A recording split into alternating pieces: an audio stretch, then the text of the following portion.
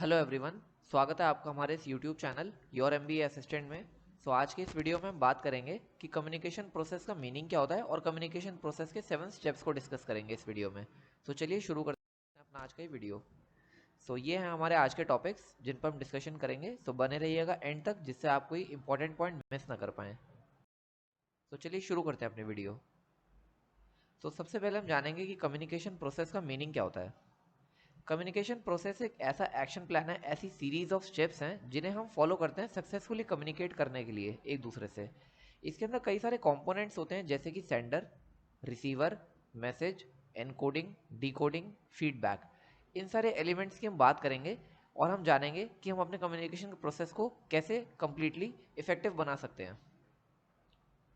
ये एक ऐसा डायनामिक फ्रेमवर्क होता है जो कि हमें बताता है कि हमारा मैसेज सेंडर और रिसीवर के बीच में कैसे ट्रैवल करेगा अक्रॉस वेरियस कम्युनिकेशन चैनल्स। हमारे पास कई सारे कम्युनिकेशन चैनल्स होते हैं, जैसे हम बोलकर भी कम्युनिकेट करते हैं, रिटर्न में भी कम्युनिकेट करते हैं, सोशल मीडिया पर भी करते हैं, ईमेल के थ्रू भी करते हैं, ऑडियो के थ्रू भी करते हैं, वीडियो के थ्रू भी करते हैं। तो ये जो कम्युनिकेशन प्रोसेस होता है ये हमें बताने में हेल्प करता है कि हम कौन से ऐसे चैनल को कम्युनिकेशन चैनल को चूज करें जिससे हम अपना कम्युनिकेशन इफेक्टिवली कर पाएं, सेंडर और रिसीवर के बीच में वो मैसेज इजीली ट्रांसमिट हो पाए और हमें एक प्रॉपर फीडबैक मिले। जैसा कि हम जानते हैं कि टेक्नोलॉजी आज के टाइम में कितनी इवॉल्व हो चुकी है और जो हमारा कम्युनिकेशन प्रोसेस है वो और भी ज़्यादा इफेक्टिव हो गया है आज की तारीख में। जो हम पहले मैसेजेस कम्युनिकेट करा करते थे एक दूसरे से सेंडर और रिसीवर के बीच में, तो वो हम सिर्फ वॉइस, हम कॉल पे या फिर हम लिख के लेटर्स के थ्रू हम कम्युनिकेट करते थे।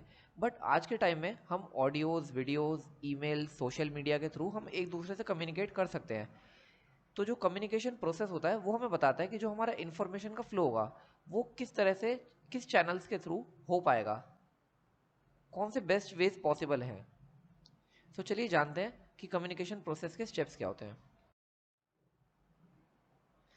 आप इस चार्ट को देख सकते हैं। इसके अंदर सबसे पहला स्टेप होता है सेंडर, सेकंड होता है एनकोडिंग, फिर मैसेज, फिर medium, decoding, receiver and then feedback. This is all about the communication process. चलिए अब इन सारे एलिमेंट्स को एक एक करके समझते हैं। सबसे पहले आता है सेंडर। कम्युनिकेशन प्रोसेस को स्टार्ट करने वाला ही सेंडर होता है। Sender is the first person who start the communication process. Sender एक सोर्स ऑफ इन्फॉर्मेशन होता है क्योंकि वो ही अपने आइडियाज के थ्रू, अपने सोर्सेज के थ्रू वो एक इन्फॉर्मेशन को फॉर्मुलेट कर रहा है, जनरेट कर रहा है ट्रांसमिट करने के लिए। Sender is the person who deliver messages. तो सेंडर एक वो पर्सन होता है जो कि अपने मैसेजेस को डिलीवर करता है रिसीवर को और ऑडियंस को। अब सेंडर कोई भी हो सकता है, एक पर्सन हो सकता है, मैनेजर हो सकता है, नॉन मैनेजर हो सकता है, डिपार्टमेंट हो सकता है, पूरी की पूरी ऑर्गेनाइजेशन भी एक सेंडर हो सकती है। अब जो सेंडर होता है वो अपने मैसेज को फॉर्मुलेट करता है अपने आइडियाज से, अपने नीड से, इंटेंशन से, जो भी वो शेयर करना चाहता है अपने ऑडियंस से, अपने रिसीवर से। तो वो अपने आइडियाज, नीड्स के थ्रू अपने मैसेज को फॉर्मुलेट, अपने मैसेज को डेवलप करता है जो कि उसे अपने रिसीवर से कम्युनिकेट करने हैं। अब देखते हैं नेक्स्ट। नेक्स्ट आता है एनकोडिंग। अब जो सेकंड स्टेप होता है कम्युनिकेशन प्रोसेस का वो एनकोडिंग होता है। तो जो सेंडर होता है वो अपने मैसेज को उस वे में कन्वर्ट करता है, उन वर्ड्स, उन सिंबल्स, उन गेस्चर्स, उन ड्राइंग्स या अदर किसी मीन्स में जो रिसीवर को समझ में आए कि वो उसका मैसेज क्या एक्सप्लेन कर रहा है, उसका पर्पस क्या है उसके मैसेज का। तो वो उस मैसेज को उस वे में, उस वर्ड, सिंबल, गेस्चर्स में एनकोड करता है। फॉर एग्जाम्पल, अगर मैं इसे आपको एग्जाम्पल से समझाऊं, तो अगर कोई ऐसा पर्सन है, कोई ऐसा रिसीवर है जो सिंबॉलिक लैंग्वेज समझता है, अब तो जो सेंडर होगा वो अपने मैसेज को पहले अपने माइंड में फॉर्मुलेट करेगा अपने सोर्सेज के, अपने नीड और इंटेंशंस के थ्रू। उसके बाद उन्हें सिंबॉलिक लैंग्वेज में कन्वर्ट करेगा और फिर सिंबॉलिक लैंग्वेज में कन्वर्ट करके उस रिसीवर को अपना कम्युनिकेशन, अपना मैसेज ट्रांसफर करेगा। अगर आप ये सोचिए कि अगर वो जो सेंडर है वो, अगर वो मैसेज वर्ड्स के थ्रू एक्सप्रेस करता है, सेंड करता है उस रिसीवर को जो कि सिंबॉलिक लैंग्वेज समझता है, तो कम्युनिकेशन का कोई भी फायदा नहीं होगा। ना ही रिसीवर उस चीज़ को समझ पाएगा कि सेंडर क्या उससे कम्युनिकेट करना चाहता है, ना कि सेंडर उसे प्रॉपरली कम्युनिकेट कर पाएगा। इसके अंदर वो अपने थॉट्स और फीलिंग्स को, जो भी उसका मैसेज है, जो उसने अपने थॉट्स और फीलिंग्स, जो भी उसने मैसेज फॉर्मुलेट करा है, तो वो उसे एक ऐसे कोड में कन्वर्ट करता है जो कि एक रिसीवर उसे ईजिली अंडरस्टैंड कर सके, एक मीनिंगफुल मैनर में उसे कन्वर्ट करता है मैसेज को। चलिए नेक्स्ट स्टेप देखते हैं। Message. Message subject matter to the communication होता है। मैसेज एक ऐसा मटेरियल है जो कि सेंडर रिसीवर को सेंड करना चाहता है। मैसेज के बिना कम्युनिकेशन पॉसिबल नहीं है, क्योंकि it is the heart of communication. अगर हमारे पास कोई मैसेज ही नहीं होगा तो हम कम्युनिकेट क्या करेंगे? So message is a very important part of the communication.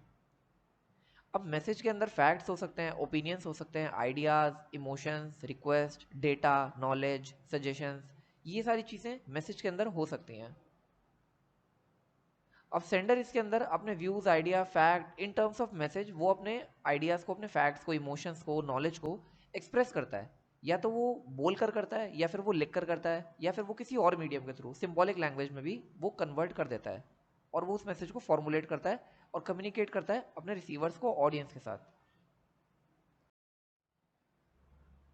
अब देखते हैं मीडियम या फिर चैनल। इसका सिंपल मतलब ये है कि किस मेथड के थ्रू जो सेंडर है वो अपने मैसेज को डिलीवर करेगा रिसीवर को। वो चैनल सेलेक्ट करता है कम्युनिकेशन का, जिससे वो अपने मैसेज को, एनकोडेड मैसेज, जो उसके पास जो एनकोडेड मैसेज है वो रिसीवर को ट्रांसफर कर पाए। फॉर एग्जाम्पल, अगर उसे ओरल कम्युनिकेशन, जैसे उसे बोल के कम्युनिकेशन करना है अगर किसी रिसीवर के साथ, अपने ऑडियंस के साथ, तो टेलीफोन से कर सकता है, किसी मीडिएटर के थ्रू कर सकता है, ग्रुप डिस्कशन से कर सकता है। तो ये सारे मीडियम्स होते हैं। अब अगर हम दूसरी साइड बात करें, अगर उसे रिटर्न कम्युनिकेशन करना है तो वो एक लेटर लिखेगा, या तो मेमो बनाएगा, या फिर रिपोर्ट्स तैयार करेगा, न्यूज़पेपर के थ्रू करेगा। तो ये एक रिटर्न कम्युनिकेशन का फॉर्म है। तो वो अपने कम्युनिकेशन के हिसाब से, अपने जो भी उसको इंटेंशन है, जो भी उसका मैसेज है, वो उसके हिसाब से कि मैसेज का रेलेवेंस क्या है, उस हिसाब से वो एक चैनल डिसाइड करेगा जिसके थ्रू वो कम्युनिकेट करेगा अपने रिसीवर्स, अपने ऑडियंस के साथ। अब जैसे और भी कई तरह के चैनल्स होते हैं कम्युनिकेशन के, जैसे कि social media, email, audio, video, etcetera. तो अब देखते हैं डिकोडिंग। डिकोडिंग के अंदर ये एक ऐसा प्रोसेस होता है जिसके अंदर रिसीवर मैसेज को रिसीव कर लेता है और फिर उसे वो उस वे में ट्रांसलेट करता है जिस वे में उसे समझ में आता है वो मैसेज।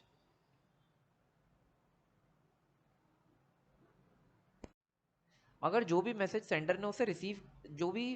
सेंडर ने रिसीवर को ट्रांसमिट करा है, अगर वो रिसीवर उस मैसेज को उस तरह से डिकोड नहीं कर पाता जिस तरह से सेंडर ने जिस इंटेंशन से उस मैसेज को ट्रांसमिट करा है, तो वो receiver most of the cases में उस मैसेज को इंटरप्रेट करने में गलती करेगा, मिस इंटरप्रेट करेगा, और ये एक मिसअंडरस्टैंडिंग क्रिएट करेगा सेंडर और रिसीवर के बीच में। So it is very important कि जो डिकोडिंग जो रिसीवर कर रहा है वो उसी तरह से डिकोड करे जिस इंटेंशन से सेंडर ने उस मैसेज को रिसीवर को सेंड करा है। ये सारे इवेंट्स, जो मिस इंटरप्रिटेशन के जो इवेंट्स होते हैं, जो कि रिसीवर डिकोडिंग के अंदर गलती करता है।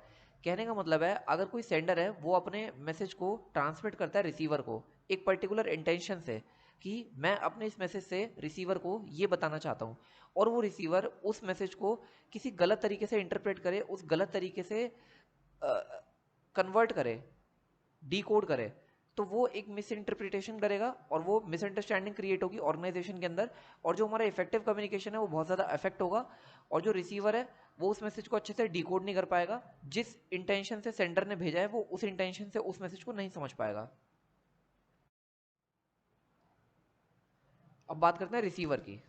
रिसीवर सेकेंड पर्सन होता है कम्युनिकेशन प्रोसेस का, जिसके साथ सेंडर कम्युनिकेशन कर रहा होता है।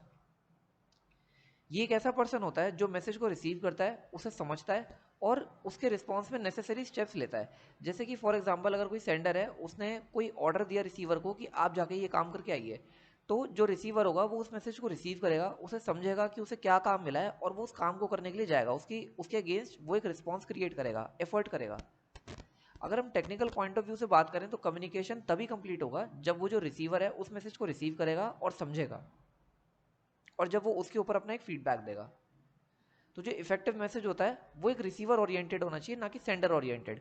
हमें जब भी कम्युनिकेशन करना है, जब भी हमें अपने मैसेज को ट्रांसमिट करना है, तो हम इस पॉइंट ऑफ व्यू से, इस इंटेंशन से क्रिएट करें उस मैसेज को जो रिसीवर के पॉइंट ऑफ व्यू से हो, जो रिसीवर सुनना चाहे, जो रिसीवर जिस वे में समझ सके। अब बात करते हैं अपने आखिरी स्टेप की, कम्युनिकेशन प्रोसेस की। सो ये लास्ट स्टेप होता है कम्युनिकेशन प्रोसेस का, जैसे कि मैंने आपको बताया। ये एक ऐसा स्टेप है जो कि डिसाइड करने में हेल्प करता है कि मैसेज अच्छे तरीके से रिसीवर को समझ में आ गया है, उसने रिसीव कर लिया है, और जो उसे नेसेसरी एफर्ट करने थे, जो भी उसे रिस्पॉन्स करना था, वो उसने कर दिया है। तो अगर ये सारी चीज़ें अगर रिसीवर कर देता है, तो हम ये इंश्योर करते हैं कि हमें एक प्रॉपर फीडबैक मिला है, हमारा कम्युनिकेशन कंप्लीट हुआ है।